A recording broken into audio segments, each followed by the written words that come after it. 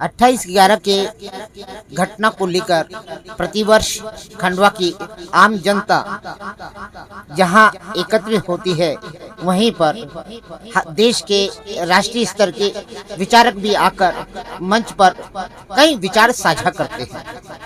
आज खंडवा की धरातल पर उसी तरह से खंडवा के उन क्रांतिवीरों को, उन शहीदों को याद किया गया जिन्होंने 28/11 में अपने बलिदान को देकर जहां पर सिमनी जैसे भारी भरकम नेटवर्क को खत्म करने का एक निमित्त बने।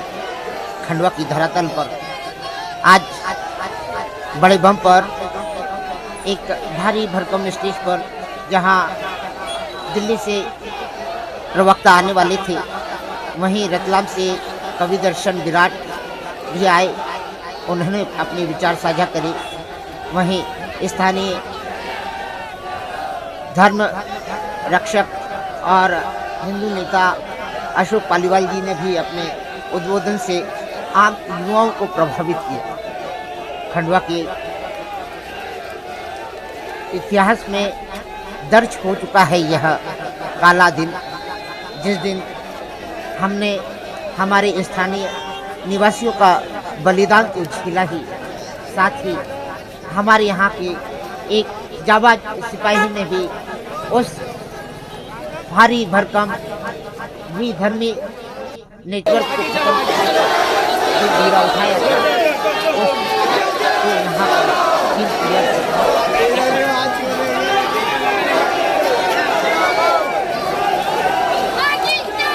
खंडवा के बड़े बम से आज मसाल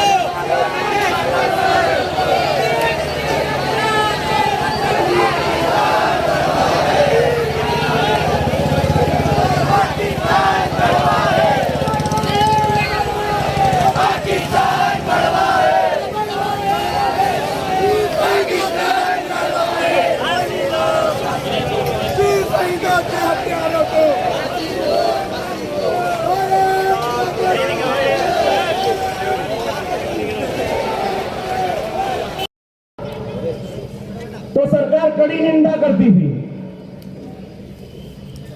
फिर कहीं बम विस्फोट होता था तो सरकार कड़ी से कड़ी निंदा करती थी। लेकिन सन 2014 के बाद जब इस देश में हिंदुत्ववादी सरकार बैठी, कौन सी सरकार? हिंदुत्ववादी सरकार बैठी, तो निंदा नहीं, हमने घर में घुसकर मारना चालू किया। कहां मारना चालू किया? हमने घर में घुसकर मारना चालू किया, तो प्रहार बंद हो गए। जब तक हम घर में घुसकर इस आतंकवाद को नहीं मारेंगे, तब तक ये आतंकवाद खत्म होने वाला है क्या? आज आतंकवाद ने अपना स्वरूप बदला है। पीएफआई जैसे संगठन, वो संगठन पे तो अभी बैन लग गया है, पर ऐसे संगठन अपनी विचारधारा, उसने विचारधारा बदली। उसने देखा कि भारत का हिंदू उठकर खड़ा हो गया है, घुसकर मारने लग गया है, उसने पेपरा बदला। उसने पेपरा ये बदला कि उसने जिहाद चलाया, तो जमीन जिहाद। कौन सा जिहाद? जमीन जिहाद। जमीन जिहाद वो जिहाद है जो सन 1947 में इस देश का बंटवारा करके गया था। जमीन जिहाद वो जिहाद है जो पाक अधिकृत कश्मीर हमारा लेकर गया था। लव जिहाद, जमीन जिहाद, लव जिहाद नाना कितने प्रकार के जिहाद इन जिहादियों ने चालू कर दिए।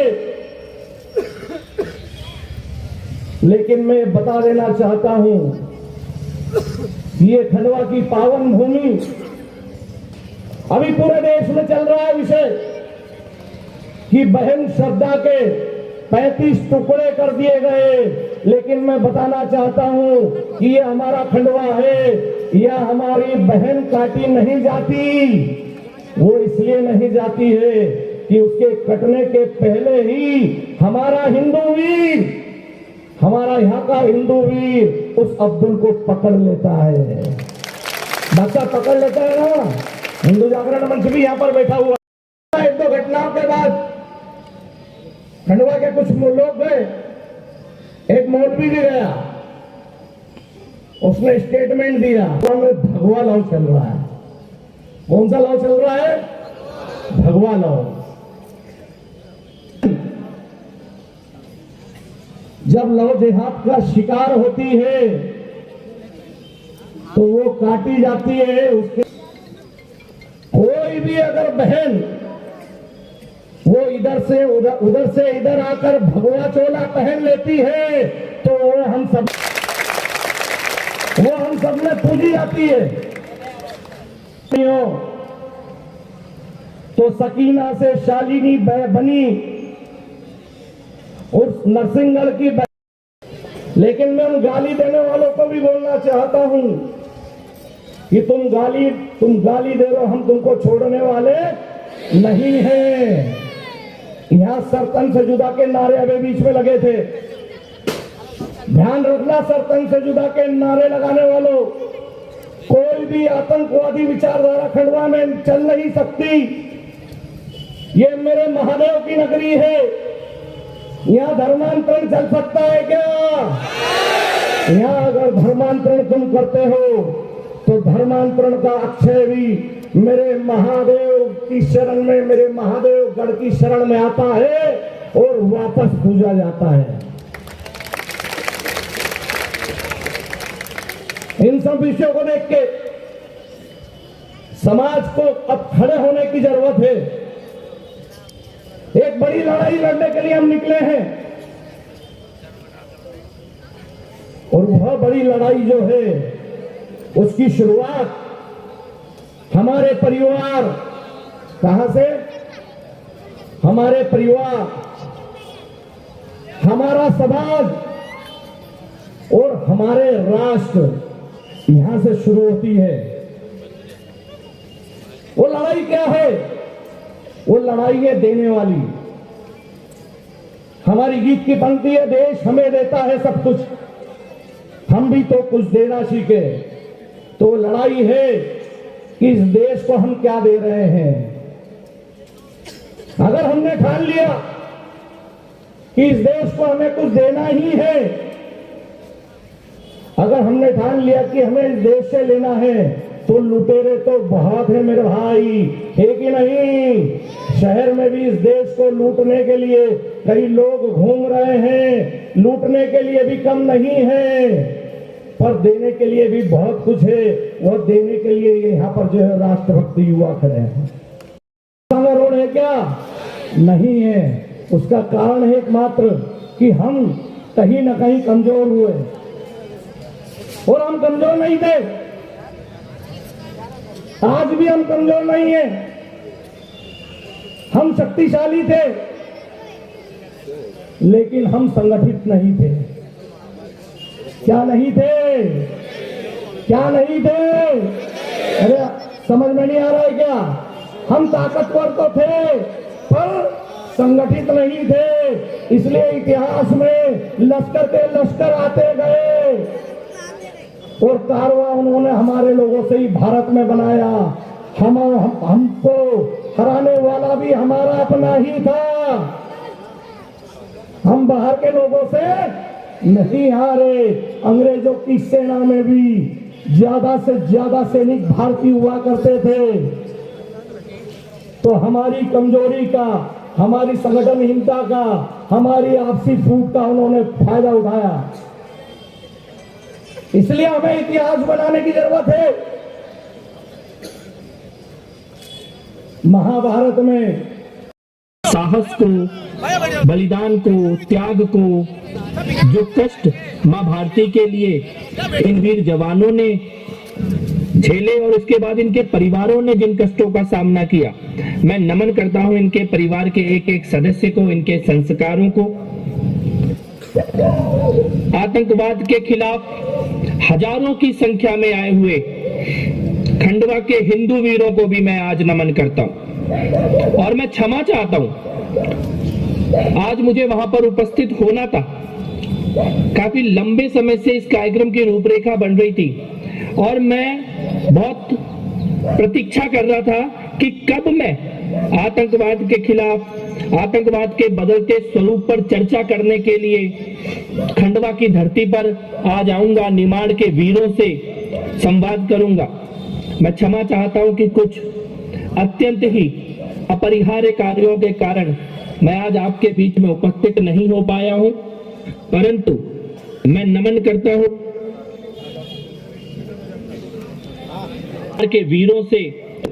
मैं नमन करता हूं कि संत धूनी वाले दादाजी की नगरी खंडवा में जो परंपरा आपने स्थापित की है वीरों को श्रद्धांजलि देने की, समाज, देश और धर्म के सामने आने वाले संकटों के ऊपर चिंतन करने की, मनन करने की, संगठित होने की इस परंपरा को नमन करता हूं। सभी आयोजकों को नमन करता हूं कि आप लगातार इस कार्यक्रम की श्रृंखला को बना के रखे हुए हैं। आपने अपने बलिदानियों को भूला नहीं है, आपने उनके त्याग को भूला नहीं है और आप उस सबक को किस प्रकार से खंडवा में सिमी जैसा नेटवर्क रातों रात तैयार हो गया, किस प्रकार से हमारे ही बीच में रहने वाले कुछ लड़के आतंकवादी बन गए, कौन सी वो विचारधारा थी, कैसा वो जहर था, इसको आपने भूलने नहीं दिया है।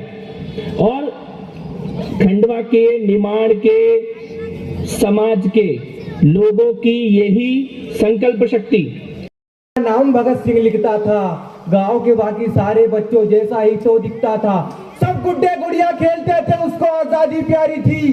भगत के दिल में इंकलाब की दबी हुई चिंगारी थी, उसकी ही आंखों के सामने जलियांवाला बाग हुआ। जनरल डायल के आदेशों पर यह कैसा खूनी पाग हुआ।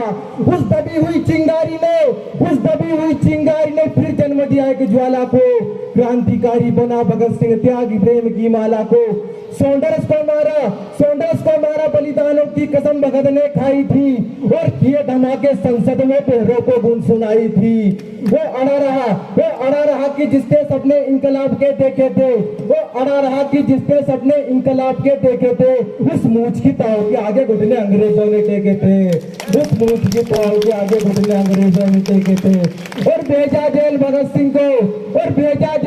सिंह को उल्टी गोरों की चाल हुई और पहली बार 116 दिन की भूख हड़ताल हुई, और पहली बार 116 दिन की भूख हड़ताल हुई। वह दोषी सिद्ध हो रहे थे और मौत का पंजा कसता था, और जज को देखकर भगत सिंह दीवानों जैसा हंसता था, जज को देखकर भगत सिंह दीवानों जैसा हंसता था। जो चाहा था आखिर वो अंजाम हुआ, तीनों को फांसी दी चाहिए कोर्ट में ऐलान हुआ। माँ से मिलकर बोला बेबे मैं तेरे झूठ का कर्ज चुकाऊंगा, और आजादी के हर दीवाने में नजर तुझे में आऊंगा, और आजादी के हर दीवाने में नजर तुझे में आऊंगा। माँ से बोला तू रोना मत, ये धरती मेरी माता है। माँ से बोला तू रोना मत, ये धरती मेरी माता है। रोए गर्व करे माँ के तो कुछ भी समझ नहीं आता है।